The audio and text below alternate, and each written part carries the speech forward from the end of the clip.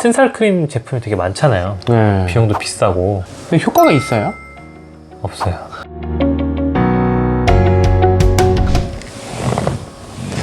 안녕하세요. 산성제TV의 미니아빠 슈니아빠입니다. 저희 슈니엄마도 그렇고 임신했을 때랑 출산 전후에 굉장히 스트레스를 많이 받았던 것 중에 하나가 이제 외모 변화거든요. 그렇죠. 네. 특히 피부랑 이제 출산 후에 머리 빠지는 거. 맞아요. 이런 것들이 너무 스트레스인 것 같더라고요. 그렇습니다. 꼭 외모의 변화뿐만 아니고 가려워가지고 잠도 잘 못 주무시는 분들도 꽤 계시고. 맞아요. 이런 거에 대한 이제 정확한 정보를 얻기가 쉽지 않잖아요. 이상한 광고만 넘쳐나는. 맞아요. 이번 영상을 통해 가지고 좀 더 정확한 정보를 얻어가셨으면 좋겠습니다. 저희 슈니엄마도 가려운 걸 많이 느꼈던 것 같아요. 네. 이게 왜 가려운 건가 이게 궁금하기도 했거든요. 네네. 임산 부분들이 왜 이렇게 간지럼을 느끼시는 거예요? 이제 임신 중에는 실제로 피부 빨갛게 올라와가지고 긁고 상처나고 많이 힘들어하시는 분들이 꽤 계세요. 가장 흔한 게 세 가지를 얘기를 드릴 수가 있는데, 하나는 임신성 소양증 PUPPP라고 흔히 말씀을 하시는데, 원인은 잘 알 수는 없지만 임신 중에 생겼다가 아기 낳으면 좋아지는 경우, 주로 배랑 허벅지 쪽에 많이 가려워하십니다. 또 하나는 임신 중 간내 담즙 정체, ICP라고도 얘기를 하는데, 대부분은 근데 임신성 소양증이기 때문에 증상 치료를 하면 대부분 가라앉고 좋아지는데, 그렇지가 않고 계속 심해진다. 그럼 우리가 피 검사를 통해서 담즙 정체가 있는지 확인을 해서 또 다른 약물 치료를 해야 됩니다. 안 그러면 이제 태아한테 안 좋은 영향을 미칠 수도 있기 때문에 이런 경우도 흔치는 않지만 있고, 그 다음에 원래 아토피가 좀 있으셨던 분들, 갑자기 악화돼가지고 아토피의 특징은 접히는 관절에 많이 생기잖아요. 네. 팔꿈치, 겨드랑이, 목, 사타구니 같은 것들, 이런 쪽에 갑자기 있던 아토피가 많이 생긴다. 그러면 이제 그때는 또 거기에 맞는 치료를 해야 될 수도 있습니다. 그러면 임신 중 간내 담즙 정체 같은 경우는 거기에 맞는 치료하고, 네. 아토피 악화도 아토피 치료를 하면 되는 건데, 네. 이 원인을 모르는 임신성 소양증은 어떻게 치료해야 돼요? 일단 충분히 보습을 해드리라고 일단 말씀을 드려요. 특히 요즘같이 건조한 계절에는 더 심해질 수가 있기 때문에 로션이나 오일 같은 걸 좀 발라서 충분히 보습을 먼저 해보고, 그래서 좋아지면 보습을 열심히 하면 되고, 만약에 보습을 열심히 했는데도 잘 안 된다, 그럼 필요한 경우에는 스테로이드 로션 같은 걸 좀 쓰기도 합니다. 우리가 피부 질환을 되게 가볍게 생각할 수가 있어요. 아픈 게 아니니까. 그래서 막 억지로 참는 분들이 꽤 계신데, 이게 수면을 방해하는 정도로 많이 힘들다면은 이거 치료하시는 게 좋아요. 잠도 굉장히 중요한 거니까. 그리고 너무 긁어서 상처가 생긴다 그러면은 먹는 약을 좀 쓰기도 합니다. 항히스타민제, 그래도 힘들다 그러면 스테로이드제를 처방을 해드리는 경우도 있고, 어차피 이거는 계속 먹는 게 아니고 1세대 항히스타민제는 임신 중에도 충분히 쓸 수 있는, 우리가 입던 약에도 항히스타민제가 들어가잖아요. 그런 성분이니까 안심을 해도 되고, 스테로이드 같은 경우도 임신 중에 우리가 치료용으로 쓰는 경우도 있어요. 그쵸. 미수가 태어나기 전에 태아의 폐성숙을 일으키기 위해서 맞아요. 스테로이드를 쓰기도 합니다. 출산 전에 스테로이드를 투여하는 경우도 있는데, 피부 질환 때문에 스테로이드를 처방을 한다면 고용량은 아니고 어차피 저용량으로 처방을 해드리는 거기 때문에 스테로이드 연고 쓰고 항히스타민제 정도 복용하면 대부분 좀 좋아지시는 것 같아요. 그 다음에 아까 임신 중 간내 담즙 정체 같은 경우는 약이 뭔지 아세요? 몰라요. 우루사. 간 때문이네요. 맞아요. 정말 신기해요. 우루사를 딱 먹잖아요, 갑자기 좋아져요.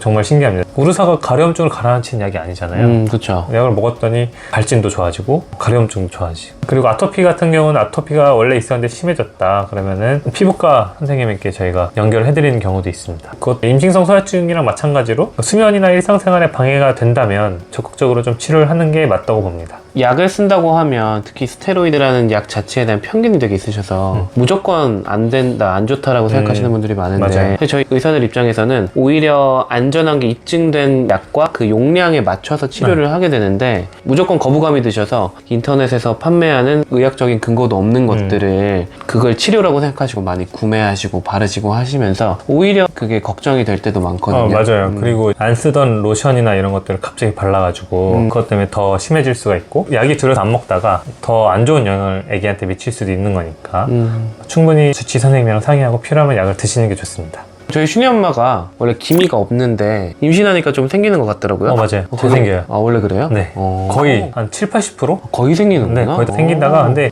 자외선 노출되면 또 잘 생기니까 자외선 차단제 잘 바르면 좋고, 애기 나면 또 없어져요. 신기하네. 네. 그래서 보통 한두 달 지나면 좋아진다 이렇게 말씀을 드리고.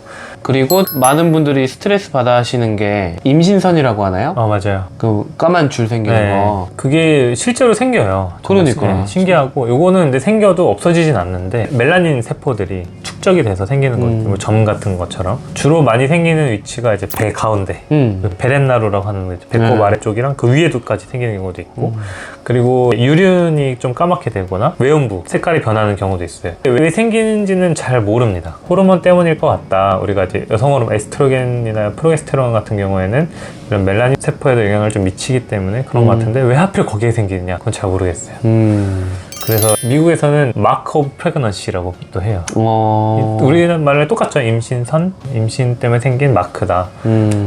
튼살은 또 임신선이랑 다른 거죠. 이제 임신선은 이제 가운데 약간 검맣게 생기는 거고 튼살은 이렇게 쫙 옆으로. 네, 옆으로. 그리고 요거는 배가 나올수록 더 많이 생기고 배가 제일 흔한데 한 70% 정도는 배에 생기고 허벅지는 한 40% 가슴에는 한 30% 그러니까 이제 주로 커지는 부위 배가 커지고 허벅지에도 좀 지방이 많이 쌓이니까 살이 실제로 트면서 생기는 게 이제 튼살인데 그래서 여기 튼살 크림 제품이 되게 많잖아요. 네. 비용도 비싸고. 근데 효과가 있어요? 없어요. 없습니다. 저도 근데 민년마 임신했을 때 텐살 크림을 사주긴 했었어요. 보습 효과는 되게 좋더라고요. 이제 오일이랑 뭐 텐살 크림을 같이 바르면 뭐 제일 좋다. 뭐 산모분한테 얘기는 합니다. 때문에 그래서 이제 보습도 시키고 가려움증도 좀 가라앉히는 데 도움이 되기 때문에 텐살 자체는 로션으로 맡기는 어려워요. 보습이라는 게 사실 피부 건강의 가장 기본이긴 하니까 보습력이 좋은 크림이다라고 하면 그렇게 생각을 하면 나쁘지 않은데 굳이 튼살을 예방하겠다고 비싼 돈 주고 구매했다라고 생각하면 효과에 실망할 수 있다. 맞아요. 그럴 수 있군요. 튼살이 생기는 원인 중에 하나가 임신 중에 체중이 많이 늘면 튼살이 또 많이 생긴다 하거든요. 그러니까 거꾸로 생각하면은 체중이 좀 덜 늘면 덜 생기겠죠.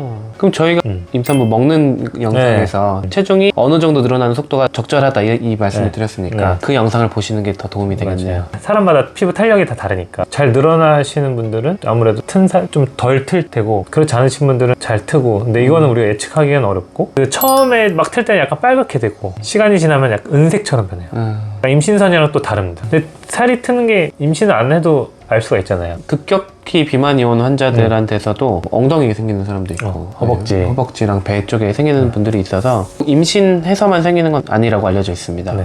근데 임신 중에 우리가 평소에 겪지 못한 체중 증가가 생기는 거니까 배에도 많이 나오고 잘 생길 수밖에 없겠죠. 진짜 많은 엄마들이 느끼시는 게 아기 낳고 나서 머리 빠진다. 맞아요. 이거 아기 키우느라 힘들어서 그렇다. 이렇게 생각을 많이 하시는데 뭐 물론 그 일리는 있죠. 뭐 탈모가 있어요. 생기시는 분들도 있고 한데 실제로.